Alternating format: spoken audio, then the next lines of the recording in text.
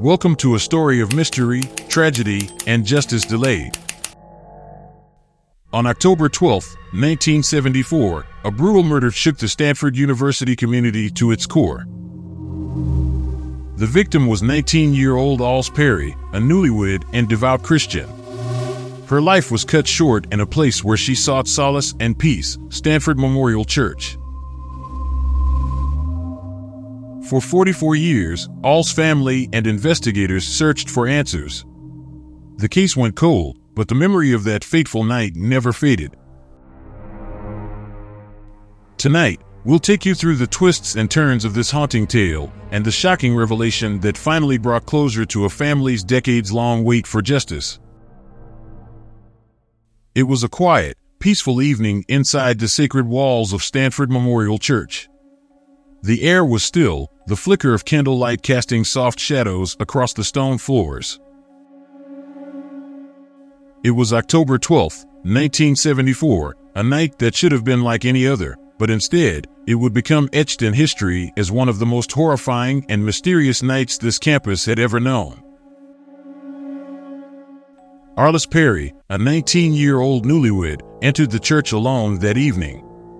Her husband, Bruce, had parted ways with her after a minor argument during a late-night walk, and Arlis sought the solace of the church, her faith offering comfort. No one could have predicted the terror that was about to unfold.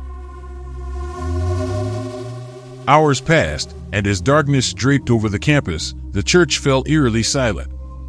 It wasn't until just before dawn that Stephen Crawford, the church's night guard, made a gruesome discovery that would haunt him forever. Lying cold and motionless near the altar was Arlis Perry. But it wasn't just the sight of her lifeless body that chilled investigators to the core, it was the way she had been found. Arlis's body had been posed in a manner so unsettling, it seemed almost ritualistic. A candle, placed inside her, a grotesque symbol of violence and perversion. Her head turned to the side, her body partially undressed, with her arms stretched out as if in mockery of the crucifixion. And then, the ice pick, driven into the base of her skull, sealing her fate in a horrifying act of brutality. The discovery sent shockwaves through Stanford University and the sleepy town of Palo Alto. How could something so horrific happen in such a sacred place? Investigators were left with more questions than answers, and the sense of fear that gripped the community was palpable. Who could commit such a crime? Was it a random act of violence or something far more sinister, something that hinted at a ritual or cult? The answers, it seemed, would not come easily. But one thing was certain, the nightmare had only just begun. The morning after the murder, the campus was still reeling from the horrors of the previous night. As word of Arlis Perry's brutal killing spread, the question on everyone's mind was, who could have done this? Suspicion began to take shape, and it wasn't long before the investigation's gaze fell upon the person closest to her, her husband, Bruce Perry. In the eyes of the police, Bruce seemed like the most obvious suspect. A marital argument, the last person to see her alive, and the emotional weight of their relationship made him an easy target for suspicion. Whispers swirled among investigators. Was this a crime of passion, born out of a lover's quarrel? Had their argument led to something far more sinister? Bruce, a grieving man shattered by the loss of his young wife, suddenly found himself in the crosshairs of a murder investigation. Imagine the torment of being treated like a criminal while grappling with the devastating reality of his wife's death. The police pressed him for answers, their eyes searching for any sign of guilt in his face. They weren't looking for a grieving husband. They were looking for a killer. The tension mounted as Bruce was subjected to a battery of tests. Lie detectors, cold, unfeeling machines, were strapped to him, as if they alone could unravel the truth hidden beneath his anguish. Questions were fired at him, each one more cutting than the last. Did you argue with Arlis that night? Did you kill her?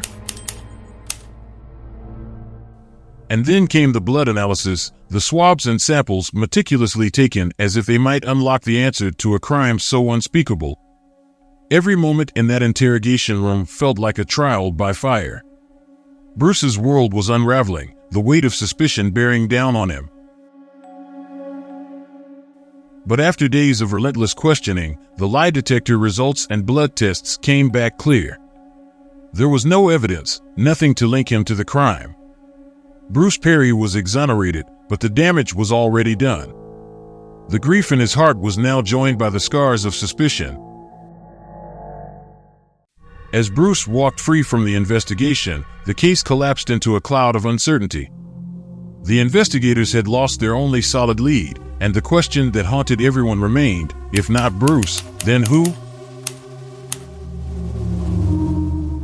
As the investigation stumbled after Bruce Perry was cleared, the police turned their attention to the man who had first found Arlis Perry's lifeless body, Stephen Crawford, the church's night guard.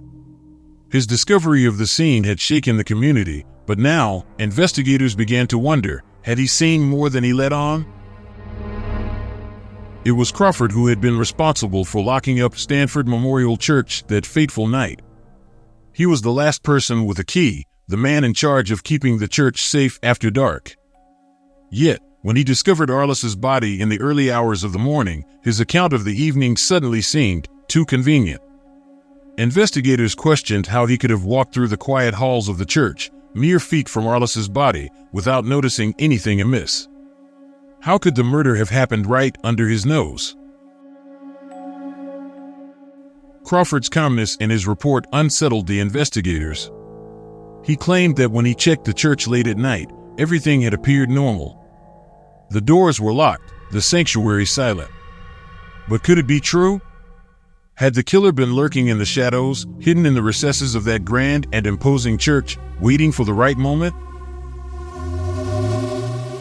The suspicion crept into the minds of the investigators like a cold fog, and the spotlight now fell harshly on Crawford. He was called in for questioning, his every word, every movement scrutinized by the police. The calm, composed night guard was no longer just a witness, he was a potential suspect. Could the man who had dutifully guarded the church every night have turned into a killer that one fateful evening? The police pushed him harder. How long had he been at the church that night? Did he see anything unusual, anything out of the ordinary? They pressed him on every detail, searching for cracks in his story. With each question, the tension grew. The possibility that this quiet, seemingly reliable night guard might be the monster who committed the crime began to take root. Crawford had passed the test. The lie detector showed no signs of deception. His fingerprints, too, didn't match those found at the crime scene. Just like that, another lead evaporated. Though Crawford had been cleared, a sense of dread lingered. The killer had to be someone who knew the church well. Someone who could navigate the winding corridors, who could slip unnoticed into the dark corners of that sacred space. A person who could hide in the sanctuary's shadows as easily as a wolf hides among trees. The investigators developed a chilling theory. The killer had been inside the church the entire time, lurking, waiting, as Arlis knelt in prayer, unaware of the evil so close to her. As November 1974 unfolded, Stanford and Palo Alto found themselves enveloped in a thick fog of shock and fear. The murder of 19-year-old Arlis Perry had shattered the tranquility of this once peaceful town, leaving its residents reeling. Whispers filled the air, rumors swirling like autumn leaves. Some speculated about a satanic ritual, a dark sacrifice hidden beneath the serene facade of their community. The detectives, facing mounting pressure from both the community and the press, were relentless in their pursuit of justice. They scoured every inch of evidence, hoping to illuminate the path to Arlis's killer. They were haunted by the thought that the murderer could still be lurking nearby, blending in with the crowd, feasting on the town's fear. Every lead was scrutinized, every potential suspect interrogated, but they soon found themselves spiraling into a web of frustration. One lead, in particular, stood out, a mysterious blonde man seen at Arlis's workplace just the day before her death. Witnesses described him as unnerving, with an intense gaze that sent chills down their spines. Who was he? What did he want with Arlis? Despite relentless inquiries and canvassing the area, he seemed to have vanished without a trace, like smoke dissipating into the night. With each passing day, the detectives faced a barrage of dead ends. The case began to feel like a labyrinth, twisting and turning with no clear exit. The town's atmosphere darkened further, the weight of unsolved mysteries settling heavily on its shoulders. As fear seeped into the fabric of daily life, the question lingered in the air: who would be next? In an effort to reignite the investigation, local authorities enlisted the help of the FBI, hoping that a psychological profile of the elusive murderer might yield new insights. But the search for answers took a strange turn in 1979, when the notorious David Berkowitz, known as the Son of Sam, made headlines once more. From his prison cell, Berkowitz penned a letter claiming he knew the identity of Arlis Perry's killer. However, hope quickly turned to disillusionment when Berkowitz's claims unraveled under scrutiny. His letter, filled with bizarre assertions, lacked any substantial evidence or clarity. Investigators returned to California, deflated and disheartened, realizing once again they were left empty-handed. The case, once a burning ember of hope, was now a cold, unyielding stone, a chilling reminder of their impotence against an unseen foe. In June 2018, the echoes of a decades-old tragedy began to stir once more, as advancements in DNA technology offered a flicker of hope in the chilling case of Arlis Perry. As forensic scientists meticulously revisited the evidence, they discovered a piece of overlooked material, a seminal stain found on Arlis's clothing. With the new DNA testing methods available, the hope of closure felt palpable. When the results came back, the room fell silent. The DNA was not just a match, it belonged to someone who had once been in the spotlight, a name buried under years of suspicion and cleared with the passing of a polygraph. It was Stephen Crawford, the night guard who had discovered Arlis's lifeless body back in October 1974. The weight of this revelation sent shockwaves through the investigative team. How could this man? The authorities quickly mobilized, planning to confront Crawford with the truth that had eluded them for decades. But before they could reach him, tragedy struck again. Just as they prepared to breach the threshold, a single gunshot rang out, a piercing sound that shattered the fragile hope of justice. Inside, Stephen Crawford had taken his own life, leaving behind nothing but questions and despair.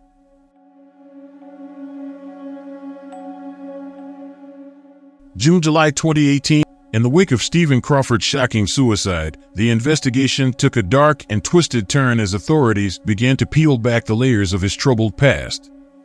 Between June and July 2018, the pieces of a disturbing puzzle began to emerge, one that suggested Crawford was far more than just a hapless night guard caught in a web of tragedy. As investigators delved deeper into his history, they uncovered a chilling trail of thefts and fraudulent activities that had been conveniently overlooked during his tenure. It appeared that the very person responsible for safeguarding the sanctity of the university had instead exploited it for personal gain, his motives shrouded in darkness. But the most unsettling discovery was yet to come. Among Crawford's possessions, investigators found a copy of The Ultimate Evil, a book that theorized the existence of satanic cults and their potential connection to Arlis Perry's murder.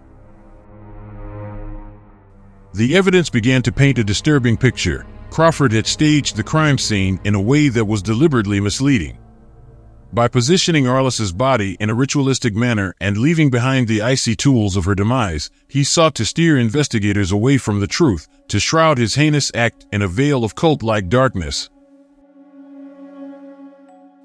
As the investigators connected the dots, they uncovered a man driven by a mixture of rage, jealousy, and desperation. A man willing to sacrifice his own integrity and the memory of an innocent life to conceal his dark deeds.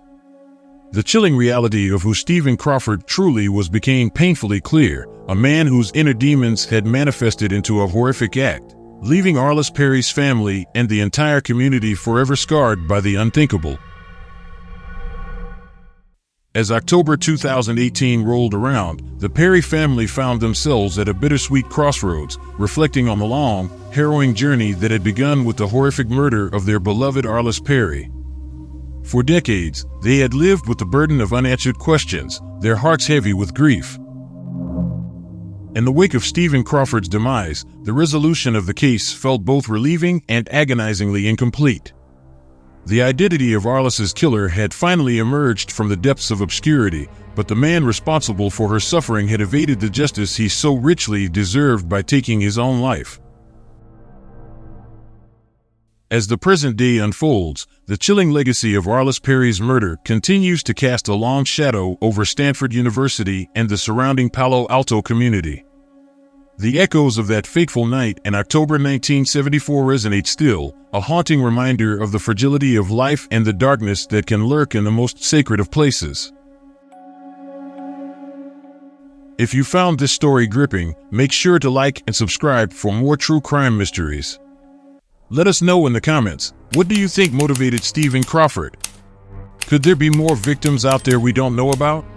Share your thoughts and theories on these unanswered questions, as together, we continue to explore the mysteries that haunt us, often for decades, waiting for the day when justice finally emerges from the shadows. Stay tuned for more chilling cases where justice is served, even after decades.